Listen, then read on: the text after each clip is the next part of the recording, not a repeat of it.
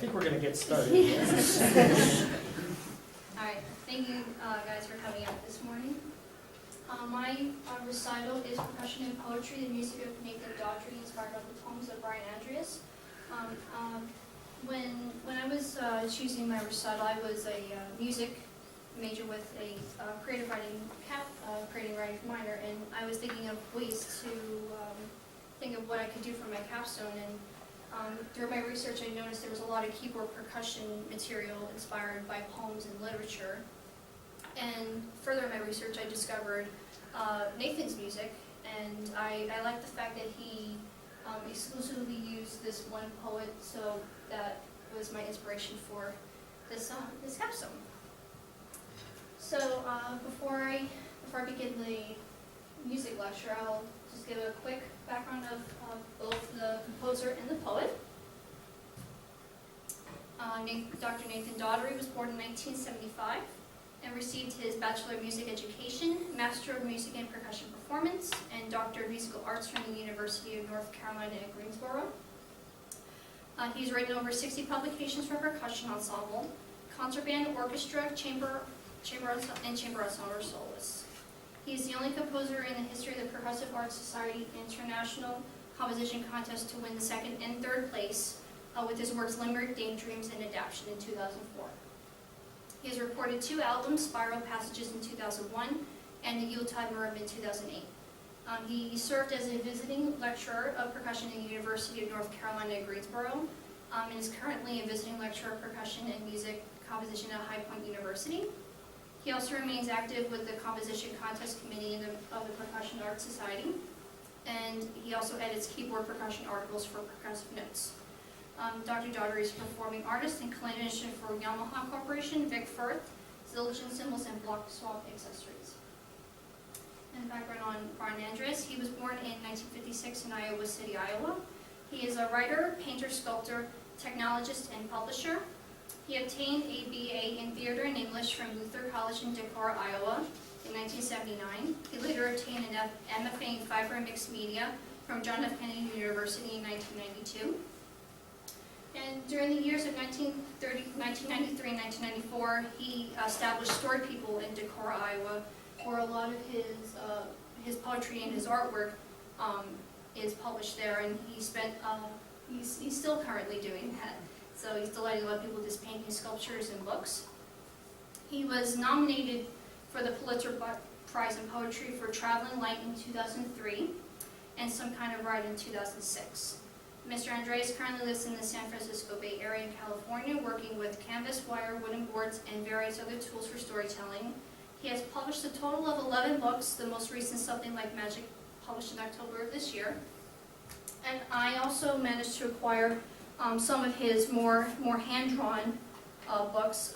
The artistic examples I'm going to be using in this recital is all his watercolor painting, but I will pass these around, and you can all just look them over, just to give an example of what his artistic style is. And I was also in contact with Dr. Daughtrey, and because I was always curious about what inspires composers and percussion composers in general, how he came about these poems, and why he chose these specific poems. He said he's always been a fan of Brian Andreas' work. He specifically chose these 6 poems because they either dealt with music or they just had a strong image. And I hope to explain those points as we go on. Okay, the first piece I'm going to be speaking of is called Strange Dreams. It's in 4 movements. Unheard Music, Ballerina Mom, Mermaid Song, and Pools of Light.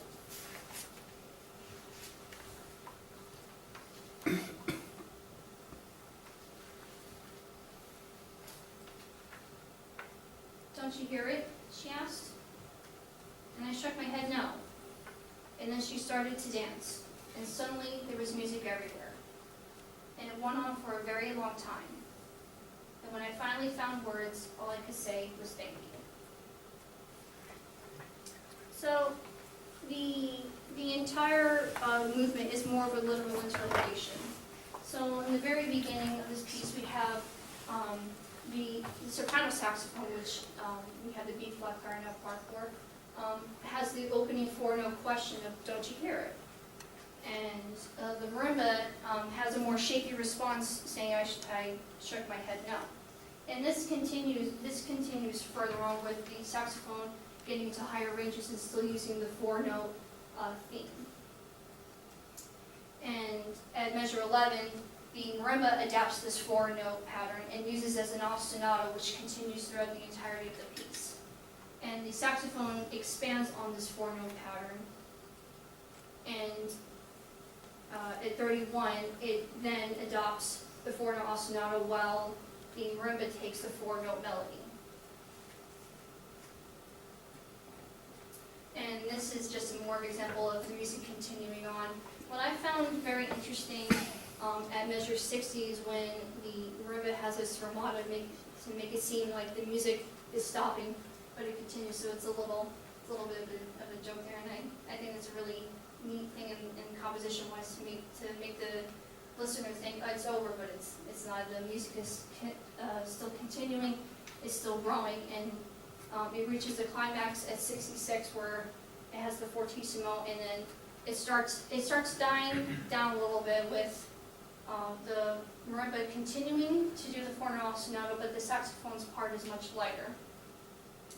And at 75, the music continues to die down, and the saxophone's part only has these 2 little notes to make it seem that like the lines. I finally found words, and all I could say was thank you. For ballerina line,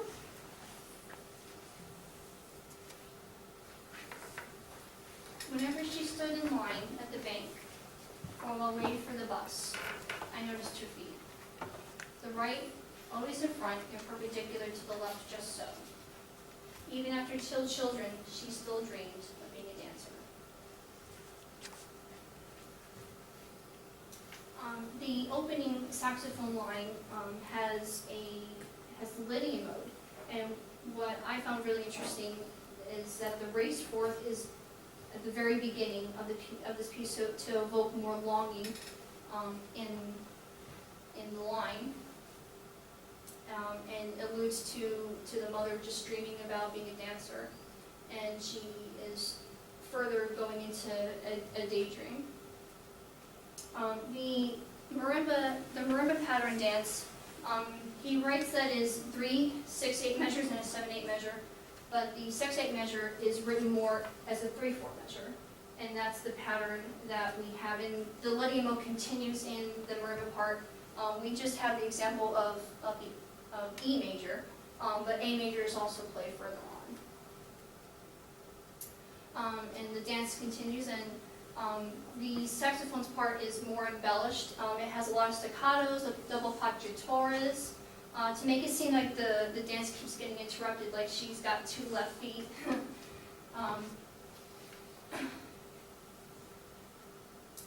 So that just like, it further emphasizes the fact that she's been longing to do this, but her skills are subpar.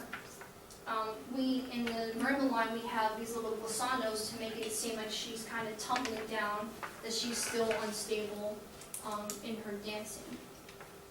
But around 27, the marimba part becomes more fluid, and it seems like the marimba is like dancing along the keyboard, and the saxophone's part establishes has the dance, but it is clear of embellishment, so it's much more clear to hear.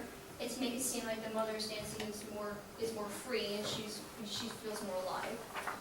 But then we start to get back into reality, where it has a lopsided dance again, and then it has like a small little tumbling and a little tap of E major, where she like kind of snaps back into reality. Mermaid song? Once she told me me she was an ocean person, and when she combed her fingers through the seaweed, she heard the songs of the mermaids, and it was easy to believe all the old stories. So the entirety of this movement is more focused on the movement of water and the murkiness, where the saxophone's part is more towards the songs of the mermaids. So the opening marimba line is like kind of murky, kind of make it like murky water. It establishes the mystery of the poem. And then it moves into a bubbly sextuplet, which is the accompanying motif for the saxophone. And the saxophone part is very free and has like a very wide range. And even though the marimba maintains the sextuplet, it is constantly changing. Like water doesn't just stay in one form. So this is just an example of the sextuplet being maintained, but the left hand becomes more stable, where the right hand is more of the underlying sextuplet. And then this is another change in the marimba, where even though the time signatures change, the left hand is still more stable, but the right hand is more flourished, and the saxophone's line becomes clearer. And we have this haunting section at the end, which is very clear, and it establishes the line. I believe all the songs of the mermaids. And pools of light.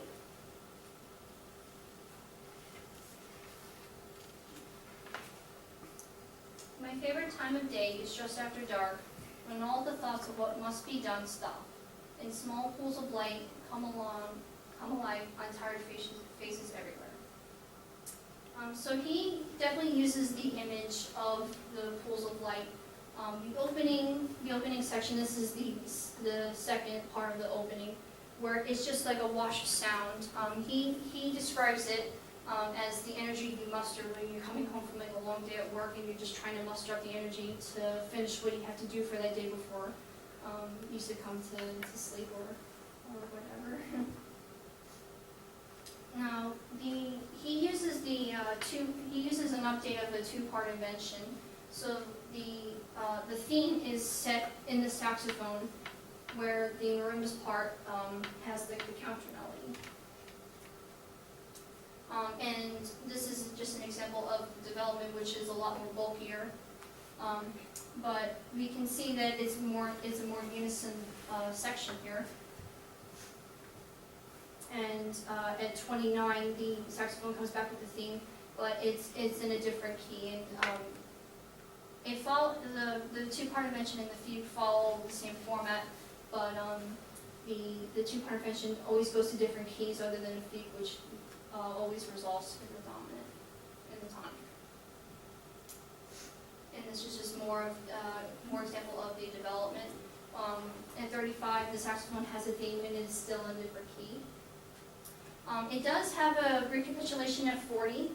Two-part inventions usually last 2 to 4 measures, or in this version, it's around 6 measures.